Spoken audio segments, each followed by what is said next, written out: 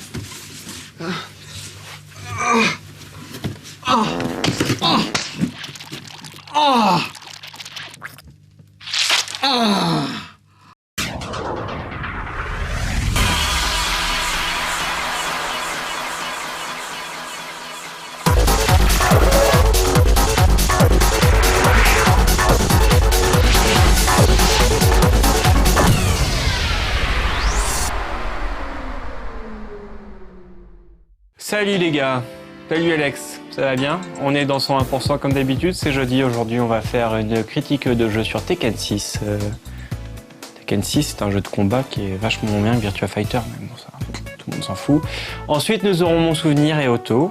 Et maintenant tout de suite les news. Quel progrès je fais dans la narration du sommaire, merci. Je suis content que tu aies fait qu'une prise parce que je commence à être un peu speed. Pas de problème, on va faire ça très très vite.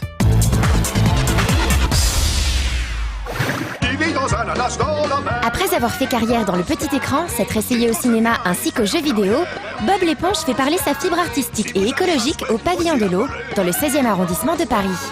À travers une exposition, notre éponge carrée préférée revisite dans un premier temps de grandes œuvres picturales. Puis elle se met en scène de manière à nous faire prendre conscience de l'importance du respect de l'environnement.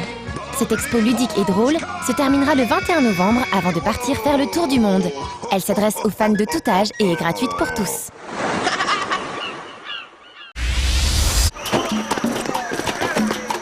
À mille lieues des SimCity et autres anneaux, la série des Tropicaux ne propose pas de bâtir une ville parfaite, mais bien de gérer à votre manière le développement d'une île paradisiaque située dans les Caraïbes. Vous pourrez ainsi user et abuser de méthodes douteuses, corruption, police secrète, afin de faire prospérer votre petit bout de paradis. Mais rien ne vous empêchera non plus d'être généreux et droit, si ce n'est l'appât du gain. Pour ceux qui ne connaissent pas, vous aurez compris qu'on vous propose d'incarner un parfait dictateur ou un dirigeant honnête. Développé par un studio bulgare, Aenimont Multimédia et édité par Calypso Media, le 3e volet de la série est disponible depuis le 29 octobre dernier. Soyez attentifs d'ailleurs car la critique sera bientôt diffusée sur No Life.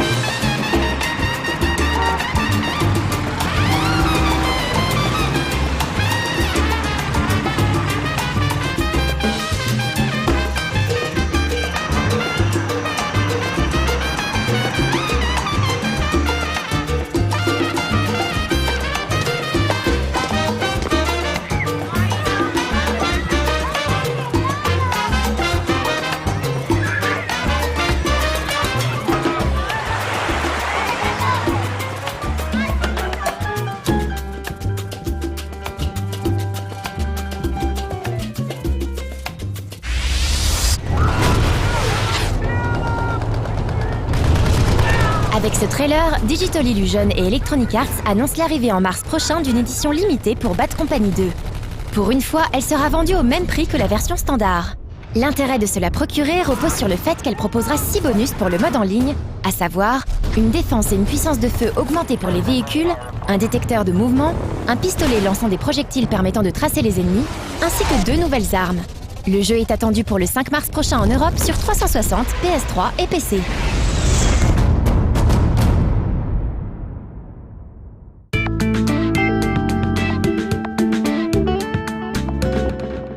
On enchaîne, ambiance 90-50. C'est un secret. Donc le 90-50 c'est le bonheur, le train du bonheur. Tekken 6, Tekken 6 le test. Alors, non?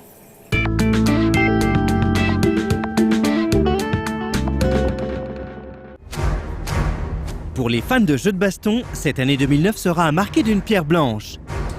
Pas moins de 3 des plus grandes séries du genre se sont enrichies d'un nouvel épisode sur console HD.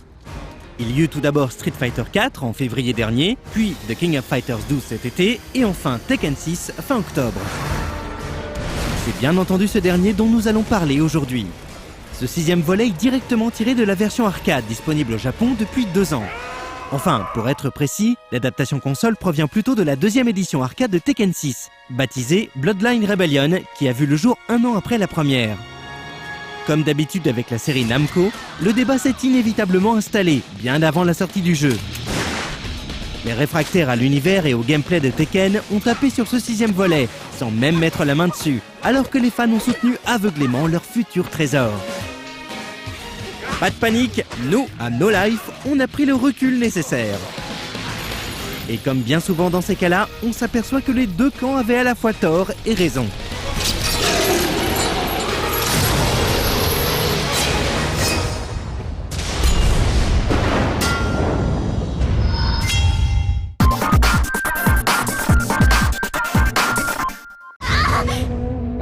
Nul besoin de s'étaler sur l'histoire du jeu. Elle est, à l'image de tous les Tekken, assez anecdotique. Oui, ça reste un avis personnel, et on entend déjà les fans crier au scandale! Mais avouez que les histoires de la famille Mishima ne sont guère passionnantes. Elles se terminent en plus systématiquement de la même manière, par un tournoi censé régler tous leurs problèmes. Et puis, vous conviendrez que ressusciter à chaque coup des personnages morts et enterrés devient à force lassant. À croire que dans le petit monde de Tekken, se prendre 3 balles de fusil à pompe, un coup de pioche derrière la nuque et se faire rouler dessus par un bulldozer n'est en rien mortel. Puisqu'on y est, attaquons directement avec le mode scénario. Malheureusement, celui-ci possède toujours les mêmes défauts que dans les précédents volets. En plus d'être particulièrement moche graphiquement, des problèmes récurrents de caméra et le log défectueux viennent fortement perturber l'aventure.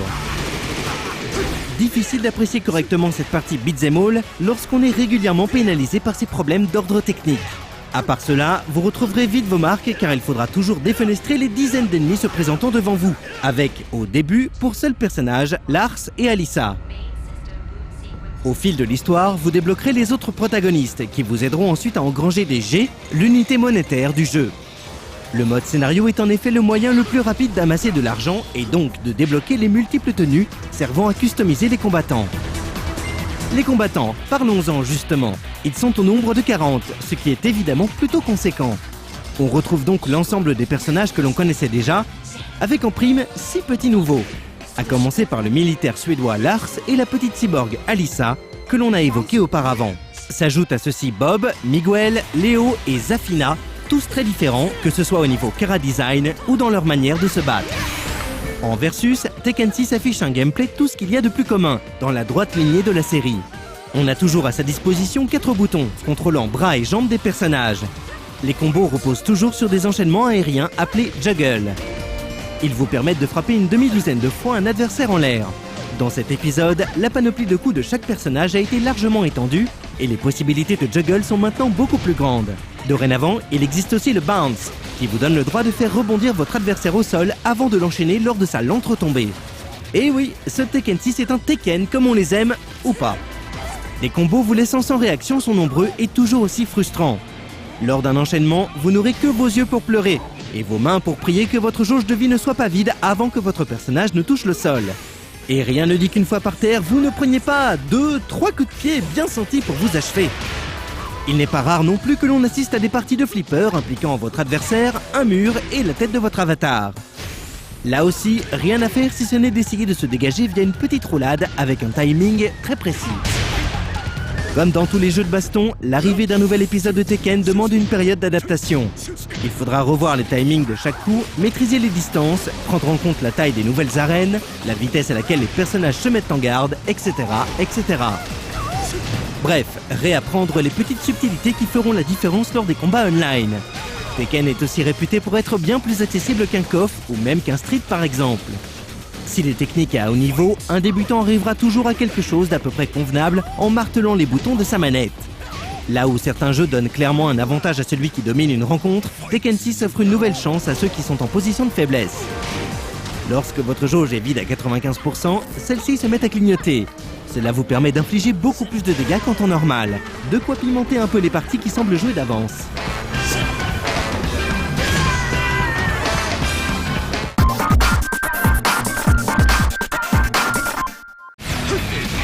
Tekken 6 est une sorte de pot pourri de tous les Tekken sortis jusqu'à maintenant, avec les défauts et qualités habituels. À commencer par le contenu, toujours au rendez-vous.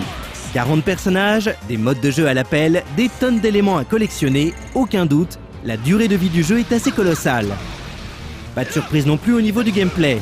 Il donne clairement l'avantage aux joueurs les plus aguerris sans pour autant délaisser les novices, qui pourront se défouler sans maîtriser les subtilités du jeu. Toutefois, ceux qui voudraient fouiller et trouver les combos les plus dévastateurs seront servis, tant les possibilités d'enchaînement sont grandes. Techniquement enfin, le jeu tient la route. Il accuse forcément le poids des ans, la version arcade étant sortie fin 2007. Mais on est loin d'avoir en face de soi un jeu moche, comme certains aiment à le décrire. Certaines textures, certains visages, certains décors laissent à désirer, mais dans l'ensemble, le résultat est correct, surtout en HD. Et ce, même si les animations sont toujours aussi raides que dans les autres épisodes. Non, les défauts ne se situent pas vraiment au niveau technique. C'est plutôt contre le mode histoire, particulièrement mal conçu, que vous pourrez pester. Contre les temps de chargement longuets qui émaillent le jeu. Contre le boss de fin du mode arcade, Azazel, qui est abusé comme dans tous les jeux de baston japonais. Sachez enfin que l'on n'a pas pu tester le mode online et que l'on ne peut pas vous en dire plus à son sujet. Pour le reste, on est en face d'un Tekken tout ce qu'il y a de plus classique. Les fans seront donc ravis. Les autres continueront de manifester leur incompréhension quant au succès planétaire rencontré par la série.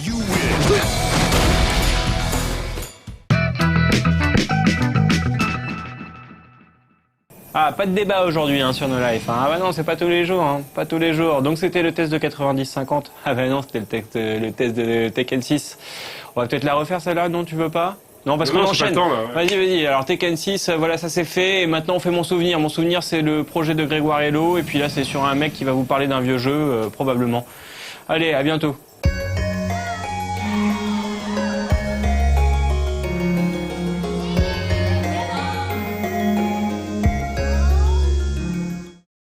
At the moment, it changes from time to time, but at the moment I'm going to go with The Legend of Zelda, really the entire series, but I think specifically the one for the Super Nintendo. I forget which title that was.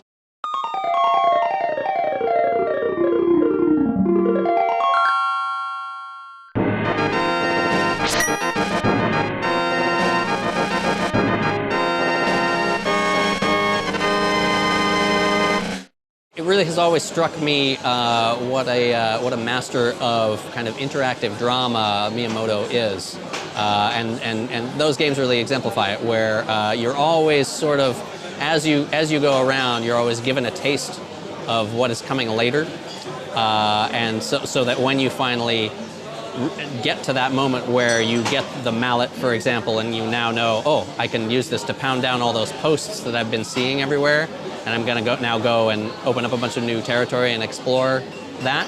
That to me is the same thing as what foreshadowing does in a novel or a film. Serves the same purpose, and just kind of structurally, I really admire those games. I think I've learned a lot by looking at them.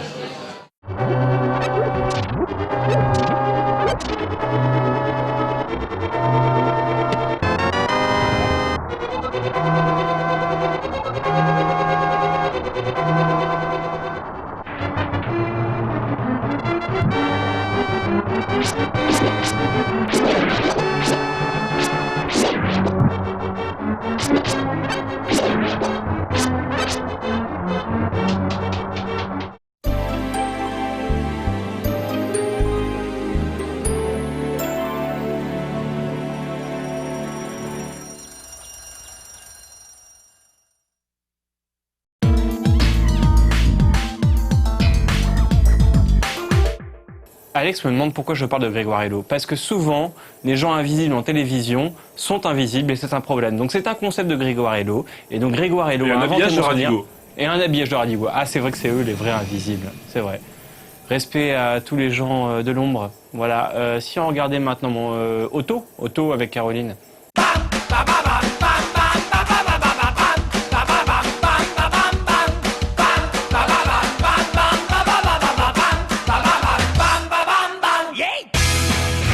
à tous et bienvenue dans Auto. Aujourd'hui une émission normale, bien que bizarrement pour les concerts, en fait il n'y aura pas grand chose car à partir du 15, c'est un peu le néant. Il n'y a plus trop de concerts en France et vraiment c'est la première fois de ma vie, là, en 2 ans et quelques de Auto, que je vois un truc pareil.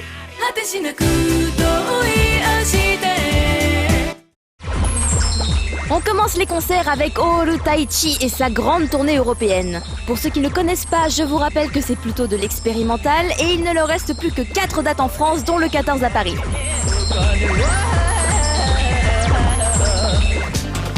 Le grand et célèbre Sakamoto Ryuichi, que j'ai personnellement découvert grâce au film Folio quand j'étais toute petite, passera à Paris le 8 novembre à l'espace Pierre Cardin.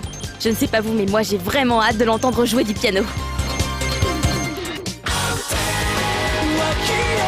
On enchaîne avec un autre concert d'envergure, mais pas du tout dans le même style. Il me semble que c'est l'un des concerts les plus attendus de cette fin d'année, celui de Abingdon Boys School à la Loco le 11 novembre. Oui, c'est un rêve qui se réalise.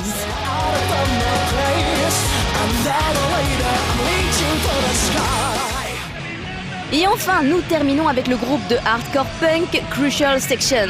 À l'occasion de leur tournée européenne, ils feront un petit détour par la France, le 12 à Saint-Étienne et le 15 à Lyon.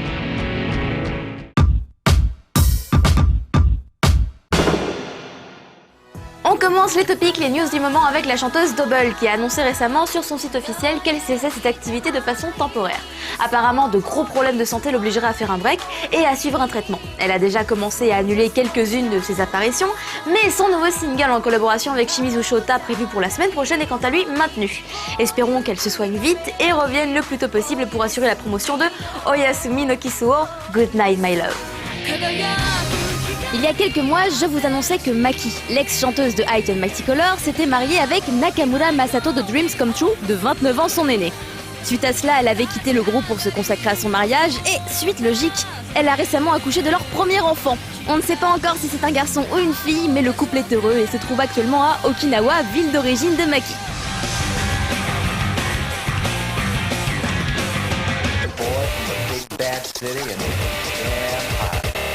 Ça y est, c'est la fin de l'émission, il est temps maintenant de parler des nouveautés qui arriveront juste après le J-Top samedi soir. Et cette semaine, entre autres, nous aurons Sexy Synthesizer avec le clip Calling Me. Alors ça, je pense que c'est plutôt les fans de Cutie Pie qui vont aimer parce que musicalement, je trouve que c'est pareil, les filles en moins. Ensuite, nous aurons Go Away Mirae no Kippu de Yuki. Donc Yuki, l'une des chanteuses de Jelly Beans. Nous aurons Furusato de Skunk Shot Buster, l'un de mes groupes préférés, mais pourtant c'est pas ce clip-là que je choisis. Vous aurez également un nouveau HP pour lequel vous votez sur le forum de No Life. Et enfin, Honesty de Matsushita Yuya, ce chanteur de R&B japonais qui a débuté sa carrière il y a pas longtemps chez Sony. Et j'aime bien ce qu'il fait, il est mignon, il danse bien, il chante bien. Et Honesty, c'est une chanson que j'aime bien, alors il avait réuni toutes les qualités qui font que je l'ai choisi pour la fin de l'émission. J'espère que vous le tiendrez et que vous voterez pour lui. Je vous dis à la semaine prochaine, votez pour le J-Top, c'est important. Bye bye.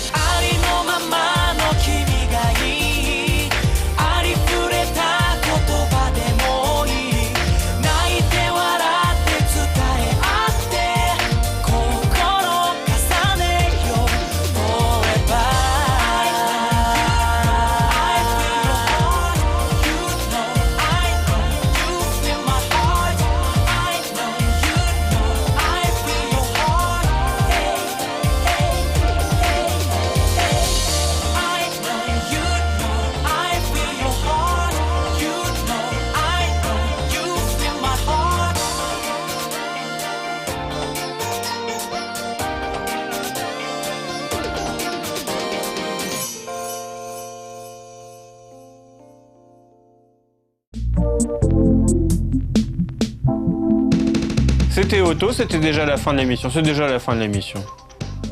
J'ai envie de vous dire d'autres choses, mais Alex, ça n'a pas de temps. Ça va me retomber sur la gueule. Bah bien sûr. C'est de ma faute si j'ai pas de personnalité à l'antenne. Allez, à la semaine prochaine.